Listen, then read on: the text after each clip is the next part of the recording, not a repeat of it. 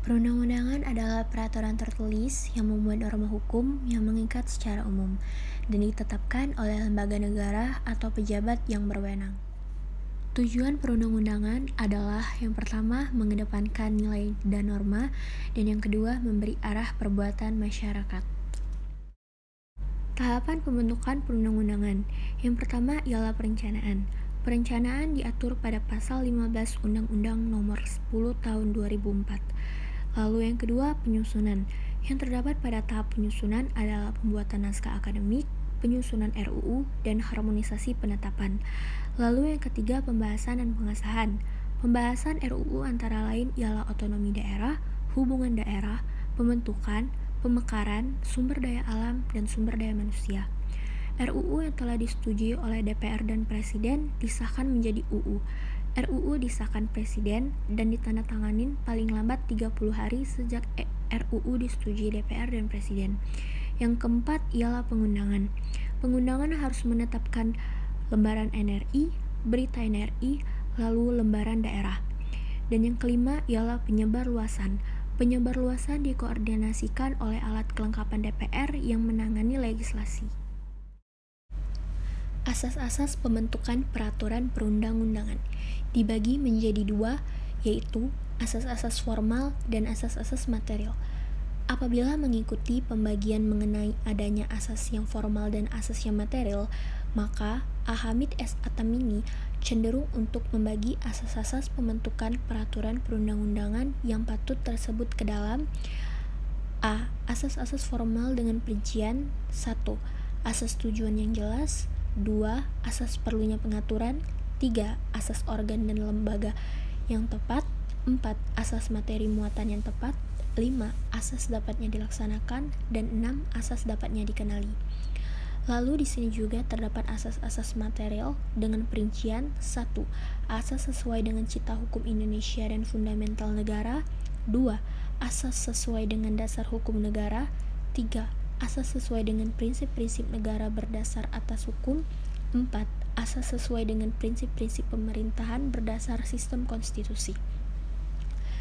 Dengan mengacu pada asas-asas pembentukan peraturan perundang-undangan Indonesia yang patut tersebut, dapat diharapkan terciptanya peraturan-peraturan perundang-undangan yang baik dan dapat mencapai tujuan secara optimal dalam pembangunan hukum di negara Republik Indonesia ini. Di sini pula ada asas pembentuk peraturan perundang-undangan yang baik. Menurut Undang-Undang Nomor 10 Tahun 2004, asas pembentuk peraturan perundang-undangan yang baik seperti dikemukakan di atas dirumuskan juga dalam Undang-Undang Nomor 10 Tahun 2004 tentang pembentukan peraturan perundang-undangan, khususnya Pasal 5 yang dirumuskan sebagai berikut. Pasal 5 dalam membentuk peraturan perundang-undangan harus berdasarkan pada asas pembentukan peraturan perundang-undangan yang baik meliputi A. Kejelasan tujuan, B. Kelembagaan atau organ pembentuk yang tepat, C. Kesesuaian antara jenis dan materi muatan, D. Dapat dilaksanakan, E. Kedayagunaan dan kehasilgunaan, F. Kejelasan rumusan, dan G. Keterbukaan. Fungsi peraturan perundang-undangan dibagi menjadi dua fungsi, yaitu fungsi internal dan fungsi eksternal. Fungsi internal adalah fungsi peraturan perundang-undangan sebagai subsistem hukum atau hukum perundang-undangan terhadap sistem kaidah hukum pada umumnya secara internal. Peraturan perundang-undangan menjalankan fungsi penciptaan hukum, fungsi pembaruan hukum, fungsi integrasi pluralisme hukum, dan fungsi kepastian hukum. Secara internal, peraturan perundang-undangan menjalankan beberapa fungsi. Yang pertama ialah fungsi penciptaan hukum. Penciptaan hukum yang melahirkan sistem kaidah hukum yang berlaku umum dilakukan atau terjadi melalui beberapa cara, yaitu melalui putusan hakim atau jurisprudensi. Yang kedua ialah fungsi pembaruan hukum. Peraturan perundang-undangan merupakan instrumen yang efektif dalam pembaruan hukum dibandingkan dengan penggunaan hukum kebiasaan atau hukum jurisprudensi. Yang ketiga ialah fungsi integrasi pluralisme sistem hukum. Pada saat ini, Indonesia masih berlaku berbagai sistem hukum atau 4 macam sistem hukum, yaitu sistem hukum kontinental atau barat, sistem hukum adat, sistem hukum agama atau khususnya Islam, dan sistem hukum nasional. Yang keempat ialah fungsi kepastian hukum. Kepastian hukum merupakan asas penting dalam tindakan hukum dan penegakan hukum. Telah menjadi pengetahuan umum bahwa peraturan perundang-undangan dapat memberikan kepastian hukum yang lebih tinggi dan pada hukum kebiasaan, hukum adat, dan hukum jurisprudensi. Lalu, fungsi eksternal. Fungsi eksternal adalah keterkaitan peraturan perundang-undangan dan tempat berlakunya. Fungsi eksternal ini dapat disebut sebagai fungsi sosial hukum, yang meliputi fungsi perubahan, fungsi stabilisasi, fungsi kemudahan.